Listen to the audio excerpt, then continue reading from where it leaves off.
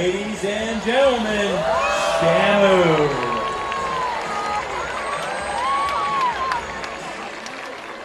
I'd like to introduce Shamu trainer, Tom. Thanks a lot, James. We're all very excited to be here today to show you how we care for these amazing animals.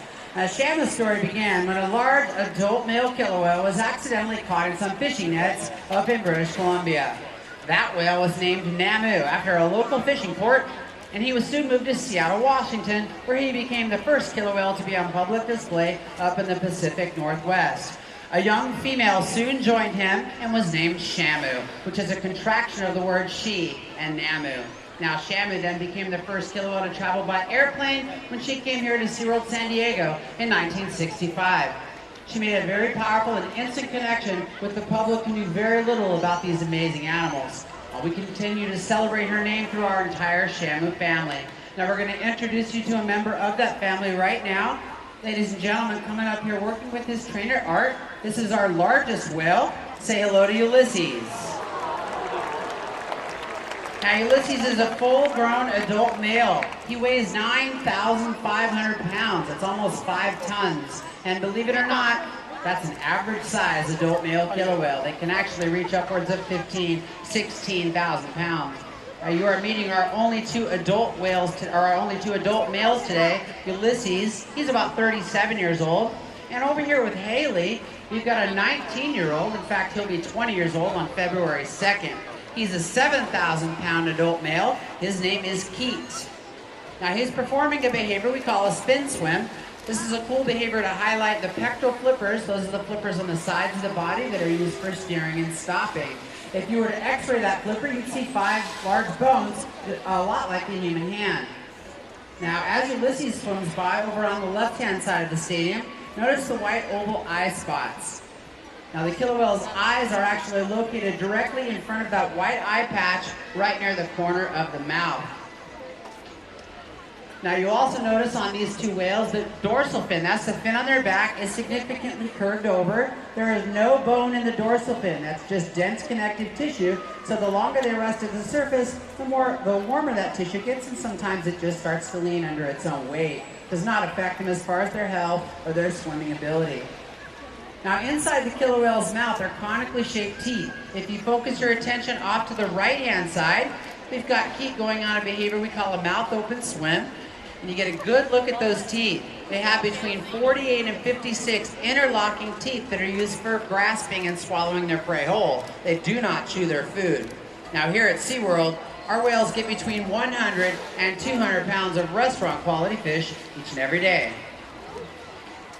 Equipped with these adaptations, it's no wonder that killer whales are the ocean's top predator and have mastered many techniques of catching their prey. Killer whales are among the fastest of all marine mammals.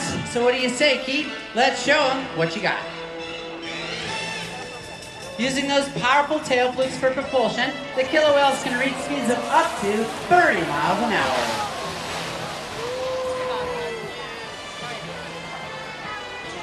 Very nice, buddy. Now get those cameras out in the middle of the pool.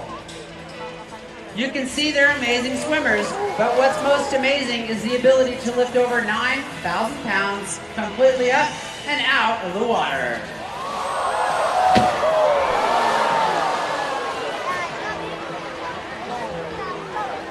Attaboy, Ulises. With up to 56 conically shaped teeth used for ripping and tearing, it's no wonder that killer whale is the ocean's top predator.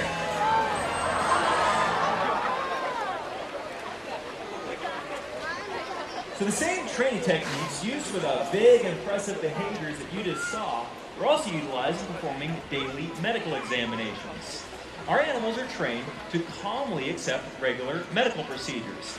This is essential in allowing us to more easily diagnose and treat illness. We call this type of training husbandry training. And Tom, can you tell us a little bit more about husbandry training? Yeah, in addition to training the high energy behaviors, like some of the stuff you just saw, we train the whales on what we call husbandry behaviors, and these are the behaviors we train them on that allow us to take better care of them. Now, we're actually showing you a very important behavior right now. This is called a tail fluke present. Both Keet and Ulises are in the tail fluke present right now. This is an extremely important husbandry behavior to train because this is where we get voluntary blood samples.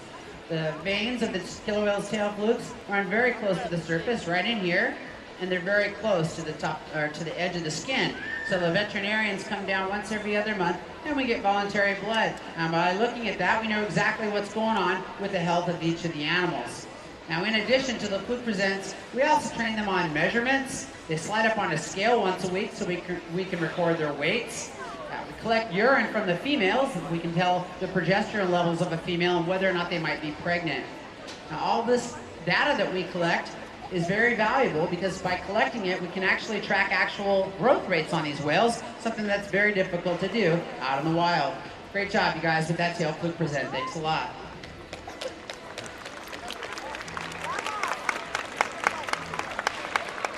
Like most of the ocean's marine mammals, killer whales have developed complex sounds which they use to communicate and to explore their environment. For over 12 years, research has been done right here at Shamu Stadium on killer whale vocal development. We have a series of underwater microphones called hydrophones embedded in the floor and walls of the underwater viewing pool. Using these microphones allows us to recognize what sounds the animals are making and to localize which animal is making the call.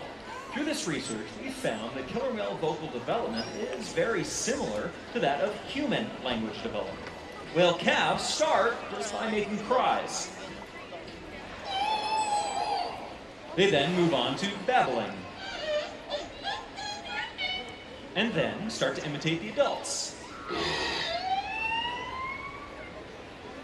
Now, from these vocalizations, we've been able to train them on different vocals that can be heard up above the water. And we're going to give you some examples of those vocals right now with Ulises and Keet.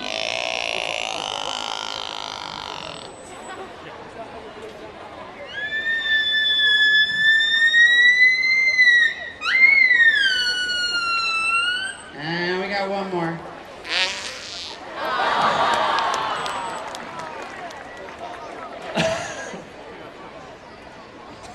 So it takes some time, but killer whale trainers focus on building strong relationships with the animals.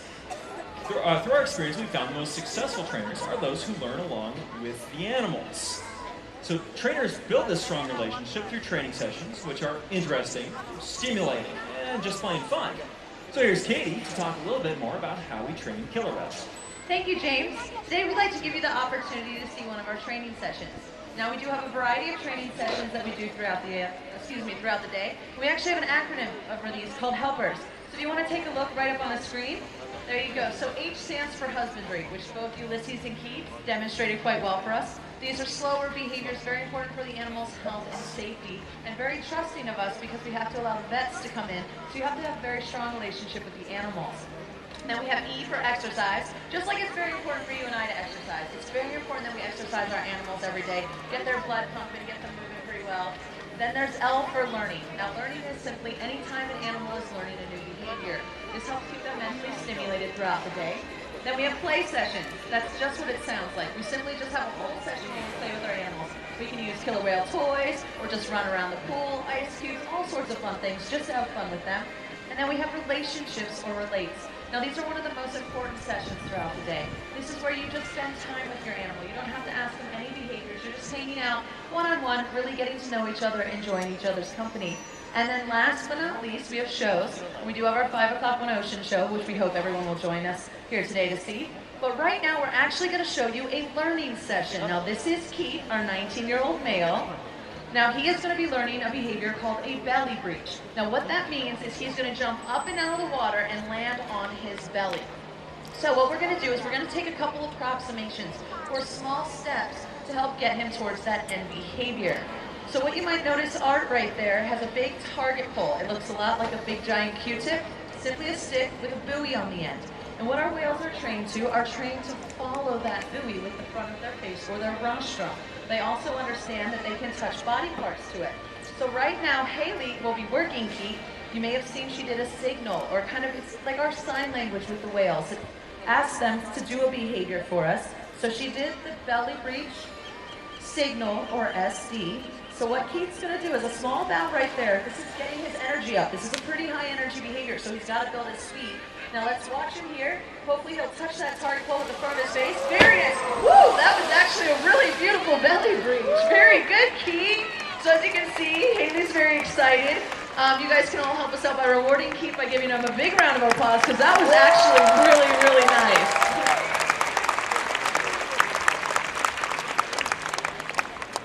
So you may have also heard a whistle. It sounds a little bit like this. Now that let Keet know he did exactly what we wanted right at that split second that he hears the whistle. So he knows he can stop the behavior, come back to Haley and get some sort of reward.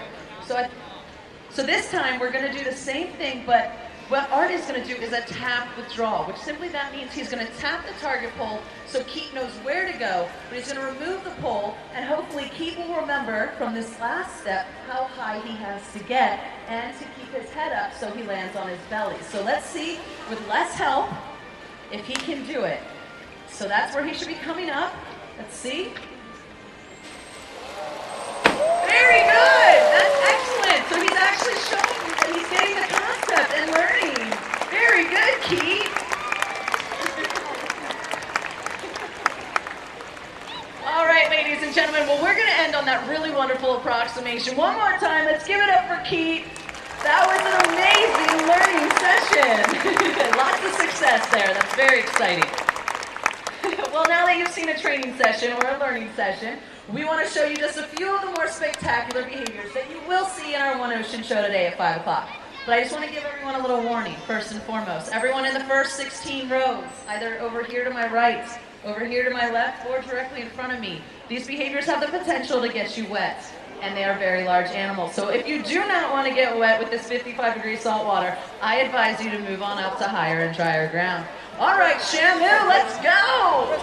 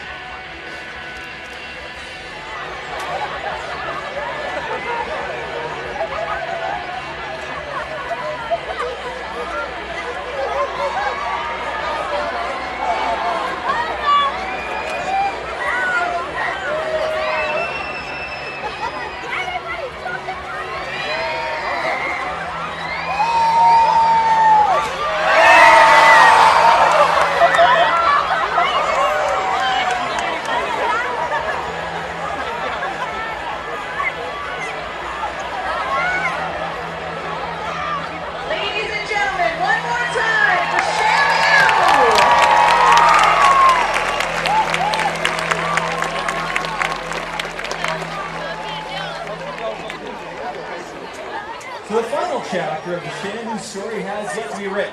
It's about you and the difference you can make. Killer whales are found in oceans all over the world, but their ocean homes face many threats. Actions that you can do to help keep our world clean can make a big difference. If you'd like to become more involved in the conservation of killer whales and other animals, go to our SeaWorld Bush Gardens conservation website at sweg-conservationfund.org. Later this afternoon, when you join us for the One Ocean Show, we hope that you remember all these things that occur behind the scenes. We're so very honored to share Shamu's story with all of you, and hope that we've inspired you to celebrate, connect, and care for all animals. We'll be sticking around for a while after the show if you have any questions. We hope you've enjoyed the Shamu Story. Have a great day at SeaWorld. Bye-bye. Bye-bye, everyone.